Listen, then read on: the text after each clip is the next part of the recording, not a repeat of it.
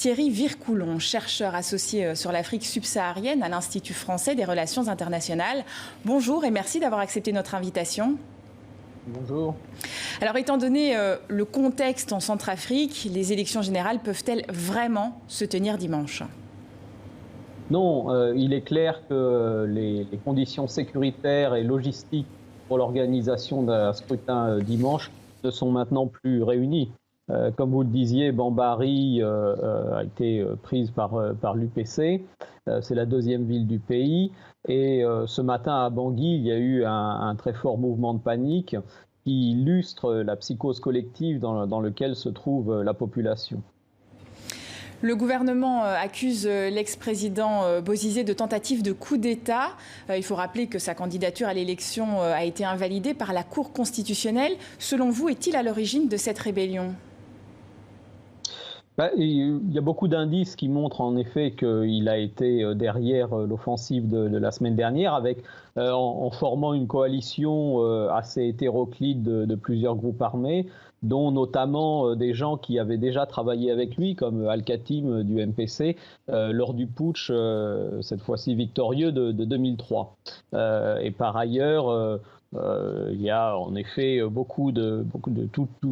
les Nations Unies eux-mêmes avaient envoyé leur représentant spécial rencontrer Bozizé après son invalidation pour lui dire de rester calme. Bon, on voit qu'il y avait en effet un certain nombre d'indices montrant qu'il allait mal réagir à cette invalidation et former une nouvelle rébellion. Alors on le sait, l'histoire de la République centrafricaine se répète. Faute de budget, aucune politique de préservation du patrimoine n'est mise en place. Je vous propose maintenant que l'on regarde un reportage de notre correspondant à Bangui, Clément Diroma. Il s'est rendu dans le dernier haut lieu du patrimoine qui lutte pour survivre. C'est le seul musée du pays, à Bangui. Et il abrite des trésors étincelants que Abel Coton, le directeur, conserve précieusement dans son bureau. Sa pièce phare, les fauteuils de l'extravagant empereur Bokassa Ier. Ce sont les sièges de Bokassa et son épouse Catherine. Et à l'époque, quand ce siège-là, c'était comme ça. Sur les 8000 pièces originales, il n'en reste aujourd'hui que la moitié. C'est là, c'est la tête de l'empereur Bokassa. Pendant la dernière guerre civile en 2013, le musée est pillé durant les combats entre rebelles Séléka et milices anti-Balaka, et le toit cède alors sous les bombardements. Pendant les événements, les objets prenaient de l'eau et le ministère a jugé mieux sauvegarder ça en les mettant dans des caisses. Aujourd'hui, le bâtiment est rénové, mais les collections ne sont toujours pas exposées, faute de budget. Notre souci, c'est que le public, en ce moment, est privé de son droit de visite. Parce qu'il y a un problème de financement.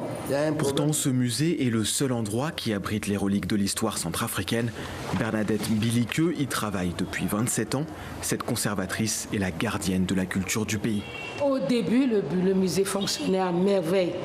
Tout le monde a l'habitude de venir. Regarder le musée dans cet état, ça me fait peur, ça me fait mal au cœur.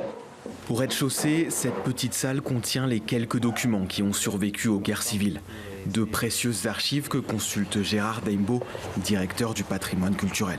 Beaucoup de chercheurs viennent ici pour connaître l'histoire de la République centrafricaine et autres. Avec ces rares archives, sans musée ni bibliothèque digne de ce nom, les Centrafricains sont privés de l'histoire de leur pays. Comment on peut être natif d'un pays et ne pas connaître ses origines, l'histoire de ses aïeux? En pleine période électorale, la culture de cette jeune démocratie semble enterrée par les conflits.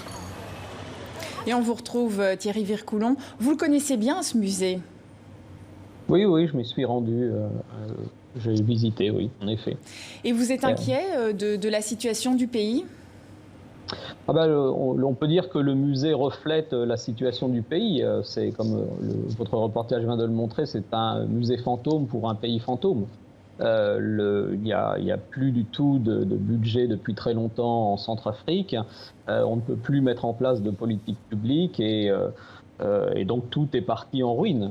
Et on le voit bien dans votre reportage, où les pièces d'ailleurs les plus importantes qui sont montrées par le directeur du musée renvoie à l'époque de Bokassa, qui paradoxalement maintenant apparaît en effet comme l'âge d'or de la Centrafrique pour tous les Centrafricains. Merci à vous Thierry Vircoulon d'avoir été notre invité.